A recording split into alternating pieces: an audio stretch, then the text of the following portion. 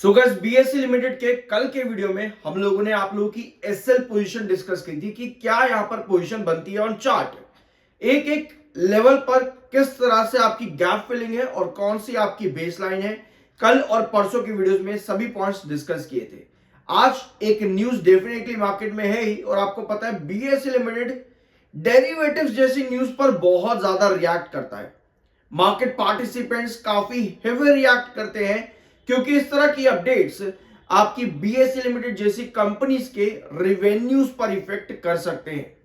All दो angel one और grow in दोनों ही कंपनीज के सीईओज के स्टेटमेंट पहले आ चुके हैं ऑलरेडी कि इस तरह के डिसीजंस अगर मार्केट में आते भी हैं, डेरिवेटिव्स पर कुछ रेस्ट्रिक्शन सेबी की तरफ से लगाए भी जाते हैं, तब भी इन कंपनीज पर कोई नेगेटिव इफेक्ट यानी कि इनके रिवेन्यूज पर नेगेटिव इफेक्ट नहीं पड़ेगा। ये स्टेटमेंट्स एंजल वन और ग्रो के सीईओ की तरफ से ऑलरेडी अवेलेबल हैं गूगल पर।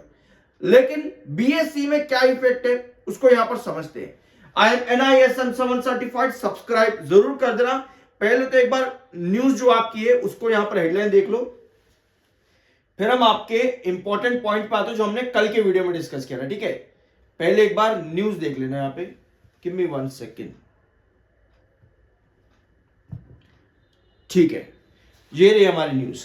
Debate heats up over SEBI's plan to tighten derivative access. Derivative access को टाइट करने के मतलब कि नए रूल्स रेगुलेशंस एंड नॉर्म्स लेकर के आने वाली, अगर मैं आपको शॉर्ट में कहूं सेबी। ठीक है, अब इनका इफेक्ट क्या होगा और डिफरेंट डिफरेंट एक्सपर्ट्स का क्या मानना है, इन ओपिनियंस को यहां पर देखेंगे। पहले एक छोटा सा क्लिप कल के वीडियो का, ताकि आप अगर न्यू व्यूअर हो आपको सारी इंफॉर्मेशन समझ में आ जाए। जो शॉर्टर थे उनके लिए कल की एसएल पोजीशन 2850 के पास में थी और आज उन्होंने यहां पर तगड़ा एग्जिट किया भी है शॉर्टर्स ने। तो ये है पोजीशन इस समय बीएससी लिमिटेड की। ठीक है, तो ये सभी लेवल्स हमने कल के दिन मार्क किए थे और ये है आपका गैप फिलिंग 2710 2690 और इसके लिए ही स्टॉक नीचे आया है। रिसेंटली डबल टॉप पैटर्न भी क्रिएट किया। अब आते हैं आपकी पूरी खबर पर। वीकली बैंक निफ्टी कॉन्ट्रैक्ट को वापस से रेगुलेट करने के लिए भी मार्केट में बहुत टाइम से अपडेट्स चल रही हैं। अभी इस पर कोई क्लेरिफिकेशन ऑलरेडी नहीं, अगर मैं आपको बताऊं तो हम यहां पर देखते हैं, ये दोनों पैराग्राफ रीड जरूर कर लेना। लास्ट वीक एएनएमआई ने सेबी से रूल्स एंड रेगुलेशंस में स्पेशली जो रिटेल इन्वेस्टर 91% रिटेलर जो है मार्केट में नुकसान खाता है, इन्हीं रिपोर्ट्स को कम करने के लिए, इन्हीं डाटा को कम करने के लिए एएनएमआई ने जो है डिमांड करी थी सेबी से कि आप एजुकेशन को ज्यादा से ज्यादा प्रमोट करो। ये अपडेट थी। ठीक है, अब इसी के ऊपर आपकी जो आ रही है ये वाली अपडेट है।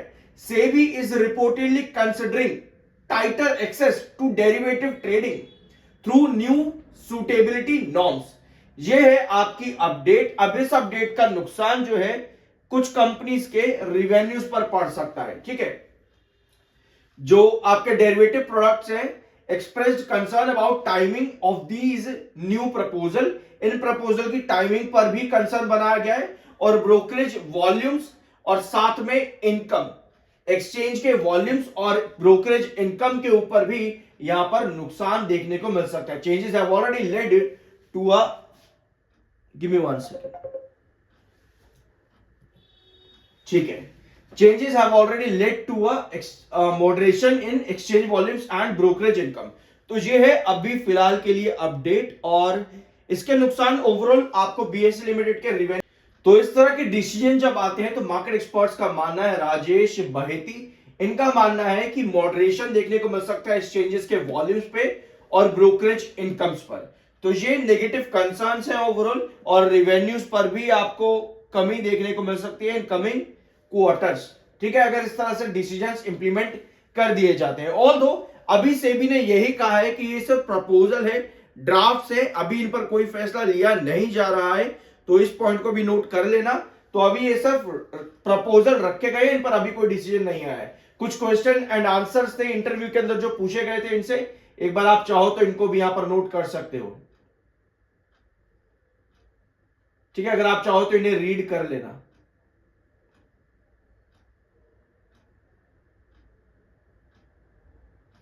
ठीक है, तो ये है पूरी रिपोर्ट, ये है पूरी न्यूज आपकी।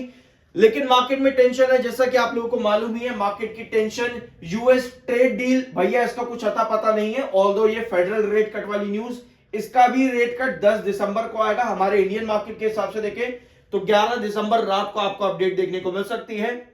और यूएस इंडिया ट्रेड डील पे क्या होगा भैया, क्या नहीं होगा, इसके बारे में भी कुछ इस समय अता पता नहीं है कि सरकार क्या फैसला करेगी या क्या नेगोशिएशंस हो सकते हैं। यहां पर रुपी डाउन जा रहा है, ये है मेजर कंसर्न्स मार्केट के लिए। और अब आते हैं आपके बीएससी की वैल्यूएशन कैसी है कंपनी की। रिसेंटली स्टॉक ने सितंबर क्वार्टर के बाद में बहुत अच्छे टारगेट्स दिए। 2020 रुपए से लेकर के स्टॉक 2950 तक गया। इस समय हमें उम्मीद है कंपनी के दिसंबर क्वार्टर से, क्योंकि ये लास्ट महीना है दिसंबर क्वार्टर का, कि कंपनी का रेवेन्यू ग्रोथ वापस से पीक कर सके। अगर दिसंबर क्वार्टर में कंपनी का रेवेन्यू ग्रोथ वापस से पीक करता है तो उस कंडीशन पर क्या बनेगा, उस कंडीशन पर कंपनी का जो पीई है 61 का है, ये पीई डिप कर सकता है। पीई डिप करेगा मतलब कि कंपनी का जो पीबी है वो भी डिप करेगा, यानी कंपनी का ईपीएस ग्रो होगा। हमें ईपीएस ज्यादा चाहिए इस समय, पीबी थोड़ा सा हायर वैल्यूएशन पर, जो कि कहीं ना कहीं कंपनी को इस समय मॉडरेट बता रहा है कि इस समय कंपनी की वैल्यूएशन जो है वो मॉडरेट है। थोड़ा सा रेवेन्यू ग्रोथ यानी कि ईपीएस में थोड़ा और ग्रोथ अगर मिलता है कमिंग क्वार्टर्स के अंदर तो यस आपको और बड़े टारगेट्स देखने को मिल सकते हैं। मार्केट में कभी भी ऐसा नहीं होता कि एक तरफा ही तेजी देखने को मिलेगी। टेक्निकल्स, ये जो आप यहां पर देख रहे हो, पीबी, पीई, ईपीएस, ये साथ साथ इवैल्यूएट किए जाते हैं, उसके साथ में आपको कोई बड़े टारगेट्स मिलते हैं।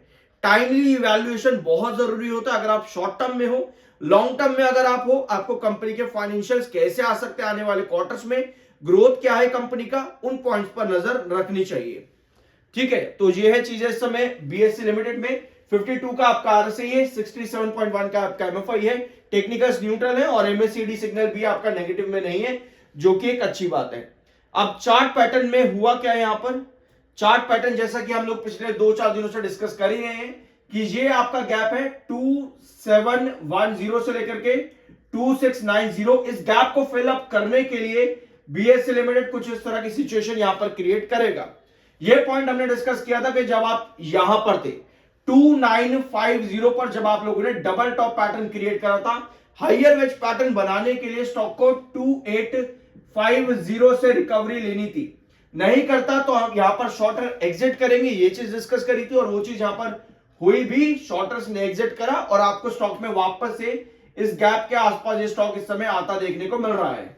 ठीक है, तो ये गैप फिलिंग बहुत ज्यादा जरूरी है और इसका क्रूशियल बेस जो इस समय है 2620 का है। नेगेटिव न्यूज के अंदर आपके जो लेवल्स हैं वो ब्रेक डाउन होते हैं, लेकिन पैनिक हमें तब तक नहीं होना है जब तक हमें पता है कि हमें करना क्या। अगर हमें नहीं मालूम होगा कि हमें करना ही क्या नहीं है, पता ही नहीं है, तो पैनिक सबसे पहले वहां क्रिएट होता है।